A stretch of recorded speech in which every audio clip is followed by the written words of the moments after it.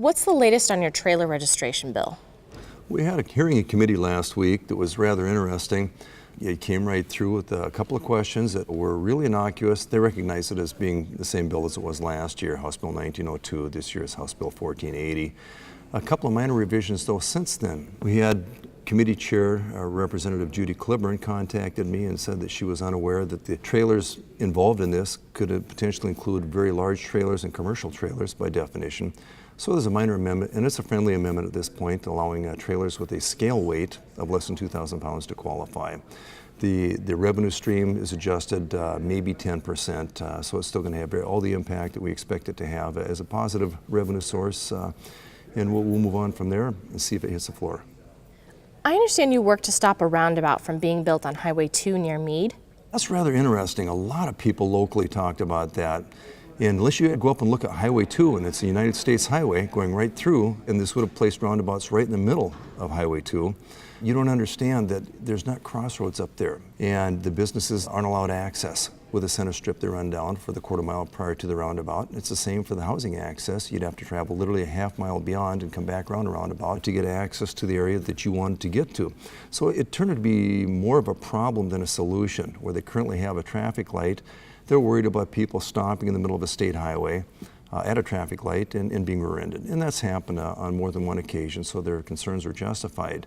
Department of Transportation Regional Director Keith Metcalf advised that one of the concerns that they had with Department of Transportation was the speed that people had. So they're going to make a minor adjustment and have a slight serpentine coming into and exiting the traffic light that'll force traffic to slow down before it gets to it, along with adding a rather large 4x4 sign and blinking yellow lights telling them there's a traffic signal ahead. So I think we've resolved the problem to the benefit of all the people involved that had concerns.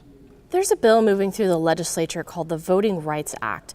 What would it do, and what's your position on this proposal? The bill basically stems from a Supreme Court decision that came into effect about October 2014 addressing the city of Yakima, and it had to do with minorities and protected classes in the city of Yakima being disenfranchised and not having equal voting rights by virtue of the district borders that were currently in place.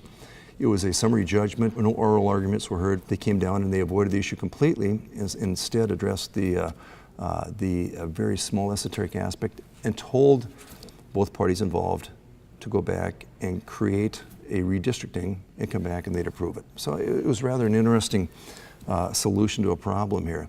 What happened is this bill takes that small piece of direction from the Supreme Court and expands it exponentially and tries to address everything under the sun you could possibly have from people that bringing complaints against a district as being divisive or not allowing equal representation to all classes of people, and saying that if you adopt that recommendation within a 90-day period, then all of a sudden the district is given safe harbor for the following 4 years.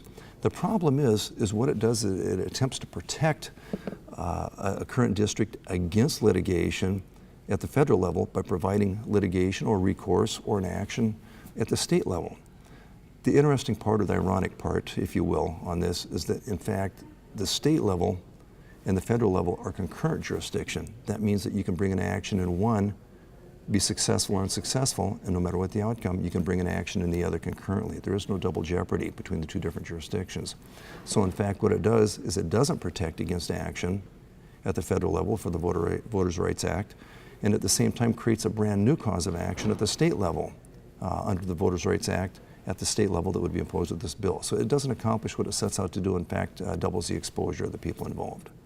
Another proposal being considered in Olympia would allow voter registration the same day as Election Day. What do you think about this? Well, this is interesting. I have reservations. The idea is a noble idea to allow as many people access as possible. And the basis behind this is that with the electronic registration that's possible, or having somebody come in person on the day that's possible, that this would allow for a degree of certainty that in fact we could verify the person registering at that time was the voter that they're purporting to be. And at the same time, with the electronic processing within the several county auditors' offices out there, they'd have the ability to process this, immediately put it in a system, and it'd be viable. The problem is with the electronic aspect here, not all of the county auditor's offices out there have the electronic capacity, the computers that are up to date, or the ability to process these things at the same level that, say, something like Spokane or King or Snow or Pierce County would. And so we're running into a little bit of an issue having to do with cybersecurity again here, electronic security, and verifying that the people, in fact, doing something that with even less of a touch or less contact than the mail voting, which is even less of a touch or one more degree of separation than the original poll voting. So we're running into a bit of a problem here in finding that even with the recent insurance company that had cyber access hacked into it here in the last couple of days, and they had 80 million people to where they hacked names, addresses, social security numbers, and potentially medical records. This shows us that even at the national, the highest level of attempted security, where cost is not an issue, it's still vulnerable. I'd hate to see that happen. I think we're a little bit early in the state voting game here to allow those things to happen until we actually have some assurance that, in fact, we'd be able to verify that these people are the people whom they purport to be electronically and that the electronic security could be handled.